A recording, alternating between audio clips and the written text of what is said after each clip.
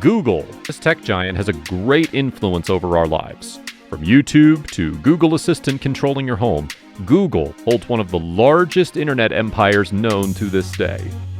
A short walk from the San Francisco Bay Area takes us to the Silicon Valley's giant, multilingual 26-acre headquarters known as Googleplex. The name of the site represents a number with trillions of zeros and symbolizes Google's massive expansion. The land was purchased from the creators of the Jurassic Park dinosaurs, which even left a giant T-Rex statue to look over the property.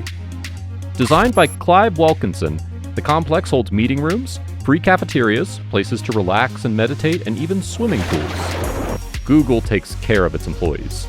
Staff here are treated as friends, and even given access to multiple gaming rooms with free snacks 24/7 free of charge, and even high-tech swimming pools with artificial water currents and more. The health of the staff is checked daily by the on-presence medical staff and luxurious massage services, all paid for in advance by Google. Googleplex also helps reduce its own carbon footprint. Some of the energy requirements of the buildings are taken care of by solar panels.